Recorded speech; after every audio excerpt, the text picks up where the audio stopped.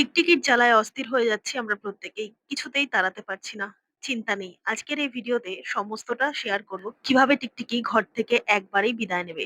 দেওয়াল জুড়ে তাদের রাজত্ব। মাঝে মধ্যে এদিক ওদিক লম্বা ঝাঁপ দেয়। গায়ের উপর যদি টিকটিকি এসে পড়ে তাহলে বিরক্তির শেষ নেই। বর্ষার সময়টাতে বাড়িতে পোকামাকড়ের উৎপাত বাড়ে।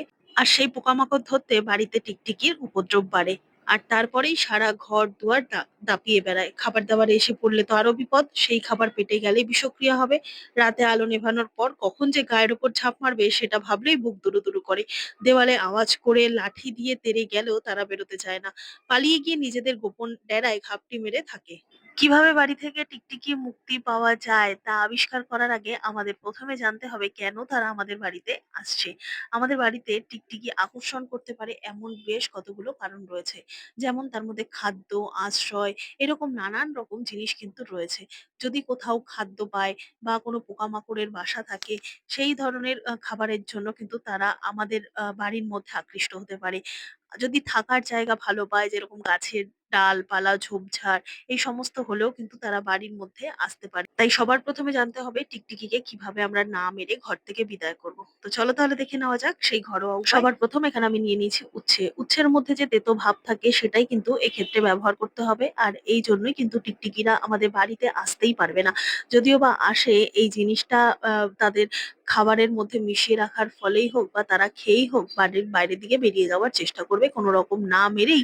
খুব সহজে এইভাবেই কিন্তু আমরা টিকটিকি ঘর থেকে বিদায় করতে পারবো। শুধুমাত্র টিকটিকি না, নানান রকম পোকামাকড়, আরশোলা, এমনকি ইঁদুরও এই সলিউশনটা দিয়ে আমরা বাড়ি থেকে তাড়িয়ে ফেলতে পারবো। তার জন্য এখানে আমি উচ্ছেটাকে ছোট ছোট টুকরো করে কেটে নিয়েছি।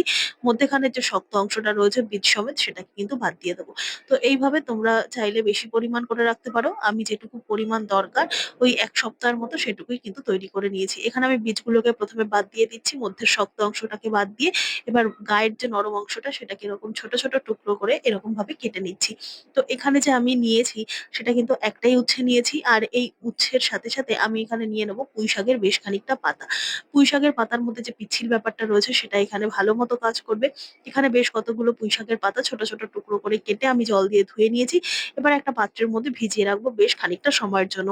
যাতে করে এই পুঁইশাকের গায়ে যে একটা পিচ্ছিল ব্যাপার আছে সেটা যেন জলের সাথে মিশে যায়। এবার এই উচ্ছেগুলোকে একটা পাত্রের মধ্যে নিয়ে এভাবে একটুখানি ভারী কিছুর সাহায্যে থেতো করে নেবো। চাইলে মিক্সির মধ্যে দিয়েও আধ ভাঙা করে পেস্ট করে নিতে পারো, তবে খুব বেশি মিহি পেস্ট করার দরকার নেই। বা গ্রেটারের সাহায্যে গ্রেট করেও নিতে পারো বীজ বাদ দিয়ে। তো এইভাবে একটুখানি থেতো করে নিলেই চলবে। এবার এই যে থেতো করে নিলাম, আর থেতো করে নেওয়ার সাথে সাথে উচ্ছের যে গায়ের শক্ত মাংস অংশটা রয়েছে সেটাও ভালো মতো পেস্ট হলো না, অথচ উচ্ছের যে তেতো ভাব সেটাও বেরিয়ে গেল। এইভাবেই কিন্তু আমাদের জিনিসটা করে নিলে সব থেকে ভালো হয়। তো এখানে আমি উচ্ছেটাকে ভালো করে থেতো করে নিয়ে ১ কাপ জল দিয়ে এটাকে ভিজিয়ে রাখবো বেশ খানিকটা সময়ের জন্য, যাতে করে উচ্ছের ভেতরে যে তিতো ভাব আর মানে উচ্ছের যে রস সেটা যেন জলের সাথে ভালো মতো মিশে যায়। এবার বেশ খানিকটা সময় এটাকে রেস্টে রেখে দেবো যতক্ষণ না ভালো মতো এর মধ্যে থেকে জুসটা বেরিয়ে আসছে। আর এবার কি করব, ওই পুঁই শাকের পাতাগুলোকে এর মধ্যেই একটুখানি এইভাবে থেতো করে নেবো জলের মধ্যেই, তাতে করে এই পুঁই শাকের ভেতরে যে একটা পিচ্ছিল ব্যাপার রয়েছে সেটা যেন সম্পূর্ণ জলের মধ্যে বেরিয়ে যায়, সেটার জন্যই কিন্তু একটুখানি পাতাগুলোকে জাস্ট থেতো করে নিচ্ছি। এটা চাইলে তোমরা প্রথমেও করে নিতে পারো। প্রথমে পাতাগুলোকে থেতো করে নিয়ে তারপর জল দিয়ে ভিজিয়ে রাখতে পারো, একই ব্যাপার। এখানে বেশ খানিকটা থেতো করে নিলাম। এবার জলের কালারটা দেখে বুঝতেই পারছো যে একটু সবজে সবজে হয়ে গেছে, তার সাথে এই পিচ্ছিল ব্যাপারটাও কিন্তু চলে এসছে। এবার কি করব, আলাদা একটা পাত্রের মধ্যে স্ট্রেনারের সাহায্যে ছেঁকে নেব ওই পুঁই শাকের জলটাকে আর ওই উচ্ছের জলটাকে। ছেঁকে নেওয়ার পর এই যে ছাঁকনির মধ্যে যে জিনিসগুলো রয়েছে সেটাকে আমরা ফেলবো না, জলটাকে আলাদা করে রাখলাম। আর এই যে উচ্ছে আর পুঁই শাকের পাতাগুলো রয়েছে এটা দিয়েও কিন্তু আমরা কাজে লাগাবো। তো তার জন্য আমি দুটো আলাদা আলাদা পাত্রে দুটো জিনিসকে এভাবে সেপারেট করে নিলাম। এবার প্রথমে আমি তৈরি করে নেব এই জলটা, মানে সলিউশনটা। এই জলটা তৈরি করার জন্য এখানে এই যে জলটা নিয়েছি এই জলের মধ্যে আরো বেশ কতগুলো জিনিস মিশিয়ে নেব। প্রত্যেকটাই ঘরোয়া বা প্রত্যেকটাই কিন্তু আমরা হোম রেমেডি হিসেবে এগুলো ব্যবহার করব, তাই বাইরে থেকে কিনে আনার কোনো রকম দরকার নেই। এখানে আমি দিয়ে দেবো বেশ খানিকটা লবণ। লবণের মধ্যে যে ক্ষারের ব্যাপারটা রয়েছে সেটার জন্য এখানে লবণটা দেওয়া, আর দিয়ে দেবো একটুখানি হলুদ। হলুদের মধ্যে কিন্তু যে গন্ধটা রয়েছে সেই গন্ধ কিন্তু একেবারেই এই ধরনের পোকামাকড়রা সহ্য করতে পারে না। এবার লবণ আর হলুদ দিয়ে এই সলিউশনটাকে ভালো করে মিশিয়ে নেব। মিশিয়ে নেওয়ার পর এর মধ্যে আরো বেশ কতগুলো জিনিস মেশাবো। তার জন্য সবার প্রথমেই এই ধরনের যেকোনো সোডা বা ইনো এই ধরনের কোনো কিছু মিশিয়ে দিতে হবে। এখানে আমি সোডা ব্যবহার করছি। এই খাবার সোডা খুব সামান্য পরিমাণ, ওই 1/2 চামচেরও কম পরিমাণ সোডা এখানে আমি দিয়ে দেবো। আর তোমরা চাইলে ওই ইনো বা বেকিং সোডাও দিতে পারো। খুব সামান্য পরিমাণ সোডা আমি এখানে দিয়ে দিলাম। সোডা দেওয়ার সাথে, সাথে এই জলটা দেখতে পাচ্ছ কিরকম একটা ফেনা মতো তৈরি হয়েছে। তবে ভালো করে জলের সাথে মিশিয়ে নিতে হবে যেন কোন রকম এই দানা, দানা বা বাবলস গুলো না থাকে। মানে এই যে দলা, দলা পেকে যায় না? যে কোন রকম লাম্পস যেন না থাকে জলের মধ্যে। ভালো করে সোডাটা দিয়ে মিশিয়ে নিলাম। আর এই সলিউশনটাকে কিন্তু আমরা স্প্রে বোতলের মধ্যে ভরে ইউজ করতে পারবো। আর এই স্প্রে বোতলের মধ্যে আমি বেশ খানিকটা জল দিয়ে নিয়েছি। এটা কিন্তু ব্যবহার করা যাবে না। খুব সামান্য পরিমাণ জল দিয়ে এটাকে আমরা স্প্রে বোতলের মধ্যে ভরে মোটামুটি ১ সপ্তাহের জন্য ব্যবহার করতে পারো।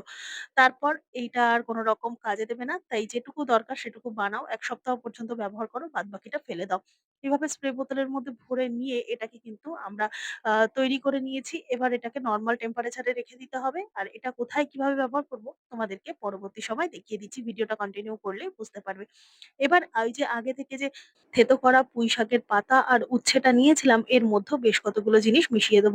তার জন্য ১ম এই বাইন্ডিং করার জন্য ময়দা, আটা, চালের গুঁড়ো, বেসন এই জাতীয় যেকোনো জিনিস দিয়ে নিতে হবে। এখানে বাইন্ডিং এর জন্য আমি ওই ১ থেকে ১.৫ চামচ পরিমাণ আমি ময়দা নিয়েছি এই জিনিসটাকে বাইন্ডিং করার জন্য। এবার ময়দাটা দিয়ে ভালো করে এটাকে মেখে নিতে হবে। যেহেতু এর মধ্যে একটু জল, জল ব্যাপার রয়েছে তাই আলাদা করে কোন রকম জল দিতে হবে না। আর এটা তৈরি করছি সম্পূর্ণ কিন্তু তাদের খাবার হিসেবে। এমন জিনিসই এর মধ্যে মেশাবো যেটা কিনা তারা খেলে একেবারেই কিন্তু বাড়ি থেকে বেরিয়ে যাওয়ার চেষ্টা করবে। আর দিয়ে দেবো খুব সামান্য পরিমাণ একটুখানি সোডা। এই সোডাটাই কিন্তু অনেকদিন এটাকে ফ্রেশ রাখবে।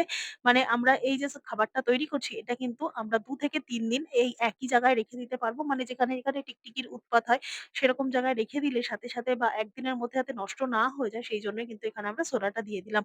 আর এই যে জিনিসটা আমরা তৈরি করলাম এই জিনিসটাকে এরকম বেশ কতগুলো ছোট, ছোট বলের আকারে তৈরি করে এইভাবে নিয়ে নেব। এবার কাগজের মধ্যে করে হোক বা কোনো পেপারের মধ্যে করে হোক এই ছোট, ছোট বলগুলোকে তোমরা তোমাদের প্রয়োজনীয় জায়গায় রেখে দেবে।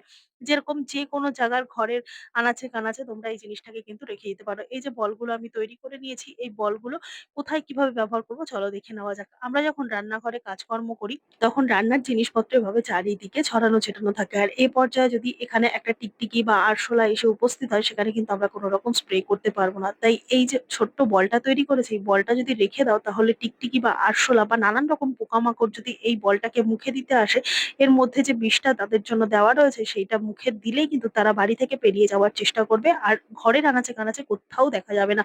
আর এইভাবে যে শুধুমাত্র আমরা রান্নাঘরের মধ্যে দিতে পারবো তা কিন্তু নয়। রান্নাঘরের ক্যাবিনেটের মধ্যে থেকে শুরু করে যেখানে টিকটিকির উৎপাত বা জানলার দিকেও আমরা কিন্তু এটা দিয়ে দিতে পারবো। আমাদের বাড়ির বাইরের দিকে যে সমস্ত বারান্দা রয়েছে, জানলা রয়েছে যেখান থেকে টিকটিকি আসার সম্ভাবনা বেশি, ঠিক সেরকম জায়গায় এই বলটাকে একটা, একটা করে দিয়ে দাও। চাইলে এরকম তোমরা মেঝের মধ্যে বা যেকোনো জায়গার মধ্যেও ডিরেক্ট দিতে পারো। না হলে একটা কাগজ পেতেও তার মধ্যে দিতে পারো। এইরকম ভাবে কিন্তু তোমরা ঘরের যেকোনো জায়গায় এটাকে দিয়ে রাখতে পারো। কোন রকম সমস্যা নাই। আর এটা ওই যে সোডাটা দেওয়ার কারণে কিন্তু ২ থেকে ৩ দিন ভালো থাকবে। কোন রকম পিঁপড়েও ধরবে না, নষ্টও হয়ে যাবে না।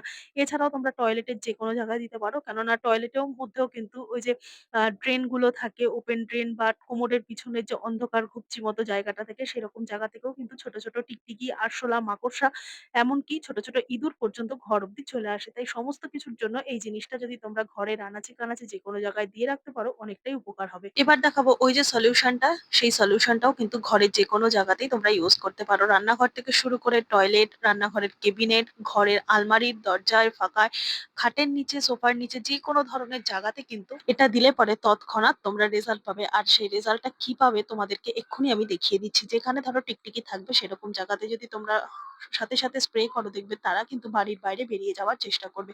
এইভাবে যদি ঘরোয়া উপায়ে আমরা আমাদের বাড়ি থেকে সমূলে একেবারে টিকটিকি বিদায় করতে পারি সেটা কিন্তু আমাদের বাড়ির জন্য অনেকটাই ভালো হবে।